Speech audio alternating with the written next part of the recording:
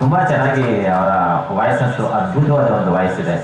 So ಎಲ್ಲರೂ ನಿಮ್ಮದೇ ಆಗಿಂತ ಸ್ಟೈಲಲ್ಲಿ ಮಾಡ್ತಾ ಇದ್ದೀರಾ, ಇನ್ನೂ ಅದ್ಭುತವಾಗಿ ಆಡಿ.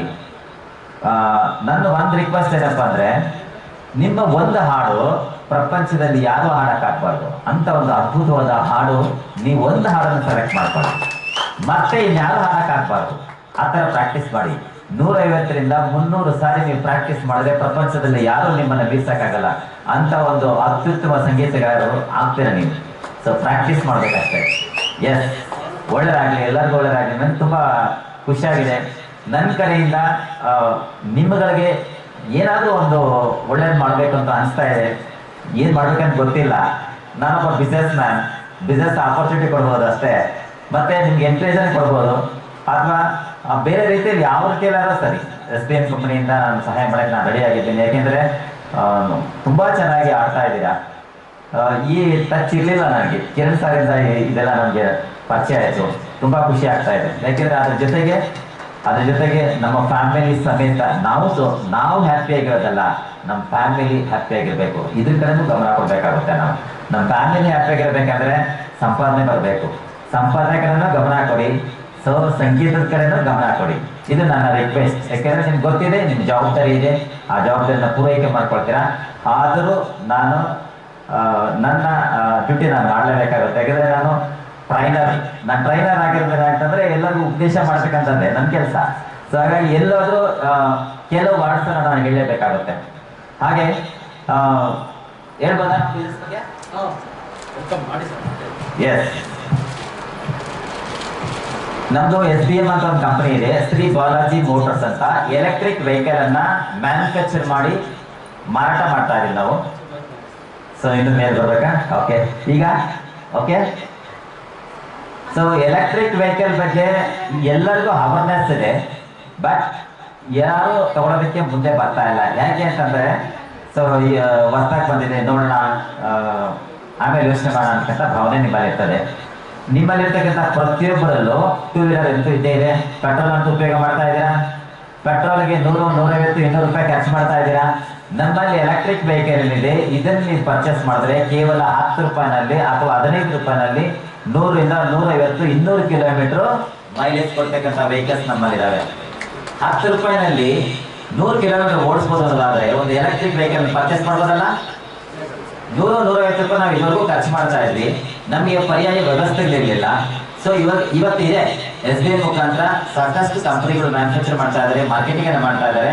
ಎಲೆಕ್ಟ್ರಿಕ್ ವೆಹಿಕಲ್ನ ಪರ್ಚೇಸ್ ಮಾಡಿ ಆರ್ಥಿಕವಾಗಿ ನೀವು ನಿಜವಾಗ್ಲೂ ಬೆಳೆಯಬಹುದು. ಯಾಕೆಂತಂದ್ರೆ ತಿಂಗಳಿಗೆ 5,000 ರೂಪಾಯಿ ನೀವು ಹಣ ಉಳಿತಾಯ ಮಾಡ್ಬೋದು. ಮಿನಿಮಮ್ 3,000 ರೂಪಾಯಿಂದ 5,000 ರೂಪಾಯಿ ಹಣವನ್ನು ಉಳಿತಾಯ ಮಾಡ್ಬೋದು ಎಲೆಕ್ಟ್ರಿಕ್ ವೆಹಿಕಲ್ನ ಪರ್ಚೇಸ್ ಮಾಡೋದ್ರ ಮುಖಾಂತರ.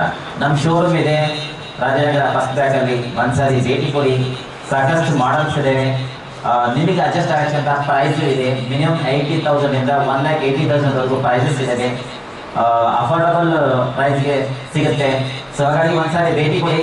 ಹಾಗೆ ಜೀವನದಲ್ಲಿ ಆರ್ಥಿಕವಾಗಿ ಬೆಳೆಯೋದಕ್ಕೆ ಒಂದು ಅದ್ಭುತವಾದ ಅವಕಾಶ ಇದೆ. ಈ ಅವಕಾಶದ ಬಗ್ಗೆ ಪ್ರತಿ ಭಾನುವಾರ 3:30ಗೆ ಮೀಟಿಂಗ್ಸ್ ಇರುತ್ತೆ ನಮ್ಮ ಆಫೀಸಲ್ಲಿ.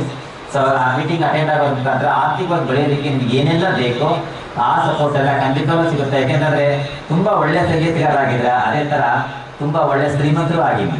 ನನ್ನ ಆರೈಕೆ ಇದು. ಯಾಕೆಂದರೆ ಸಂಗೀತ ನಮಗೆ ಮನಸ್ಸಿಗೆ ಉಲ್ಲಾಸವನ್ನು ಕೊಡುತ್ತೆ.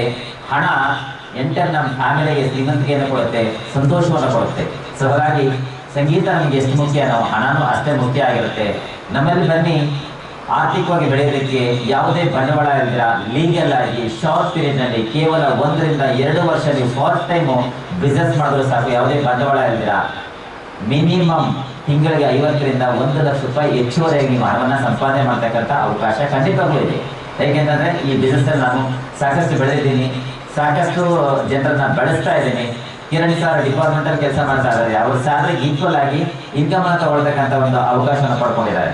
ಸೊ ಹಾಗಾಗಿ ನೀವು ಆರ್ಥಿಕವಾಗಿ ಬೆಳಿತೀರಾ ಅಂತ ಹೇಳ್ತಾ, ಸೊ ನಮ್ಮ ಆಫೀಸ್ಗೆ ಒಂದ್ಸರಿ ಭೇಟಿ ಕೊಡಿ ಅಂತ ರಿಕ್ವೆಸ್ಟ್ ಮಾಡ್ತಾ ನಾನು ಮಾತನ್ನು ಮುಗಿಸ್ತಾ ಇದ್ದೀನಿ. Thank you very much sir. Thank you sir. Good sir.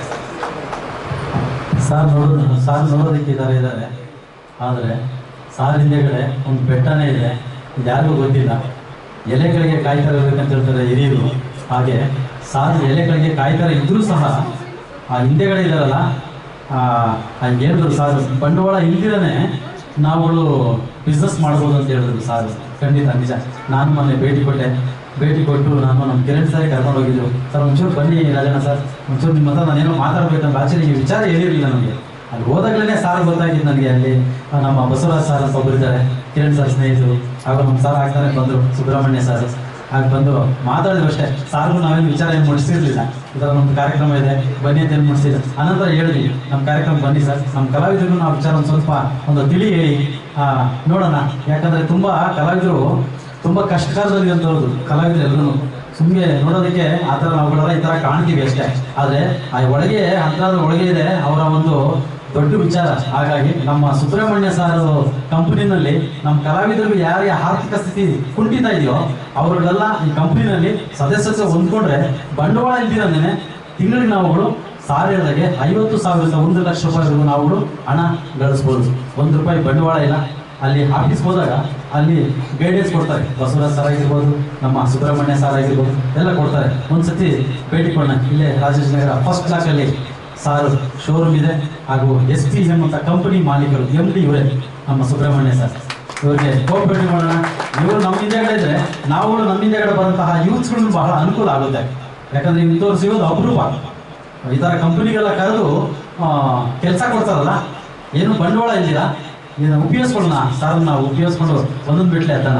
Thank you sir. ನಮ್ಮ ಶ್ರೀ ನಾರೋಡಿ ಕೃಷ್ಣಗೌಡ ಸೇವಾ ಟ್ರಸ್ಟಿಗೆ ಬಂದು ನಮ್ಮ ಕಲಾವಿದರು ಒಂದು ಒಳ್ಳೆ ಮಾಹಿತಿ ಕೊಡ್ರಿ. ತುಂಬ ಥ್ಯಾಂಕ್ಸ್ ಸರ್, ಧನ್ಯವಾದಗಳು ಸರ್. ನಿಮ್ಮ ಕುಟುಂಬಕ್ಕೆ ನಿಮ್ಮಗಳಿಗೆಲ್ಲ ಆರೋಗ್ಯ ಭಾಗ್ಯ ಆ ಮಲೆ ಮಾದೇಶ್ವರ ನಮ್ಮಪ್ಪ ನಡೆದಾಡ ದೇವರು ಶಿವಕುಮಾರ ಸ್ವಾಮೀಜಿಯರು ಗದಗ ಮಾಡಿದ ನಮ್ಮ ಅಪ್ಪರಾಜ್ ಗವಾಯಿಗಳ ಆಶೀರ್ವಾದ ನಿಮ್ಮೆಲ್ಲ ಕುಟುಂಬಗಳ ಮೇಲೆ ಇರಲಿ ಅಂತ ಆ ಭಗವಂತನಿಗೆ ಪ್ರಾರ್ಥನೆ ಮಾಡ್ಕೊಳ್ತೀನಿ. ಈಗೆಲ್ಲರೂ ಒಂಚೂರು ಏನಾದರೂ ಮಧ್ಯಾಹ್ನದ ಸೇವಾರ್ಥನೆ ಮಾಡ್ಕೊಂಬಿಡೋಣ, ಒಂಚೂರು ತಿಳ್ಕೊಂಬಂದ್ಬಿಡೋಣ, ಊಟ ಎಲ್ಲ ಹೋಗ್ಬಿಡೋಣ. ಒಂಚೂರು ಒಂದು 10 ನಿಮಿಷ ಕಾಲ ಹೋಗೋಣ. ಅನಂತರ ನಮ್ಮಗಳ ಒಂದು ಗಾಯನ ಪ್ರಾರಂಭ ಮಾಡೋಣ. ಎಲ್ಲ ಹೋಗೋಣ ಕಲಾವಿದರೆಲ್ಲ. Thank you sir. ನಮ್ಮ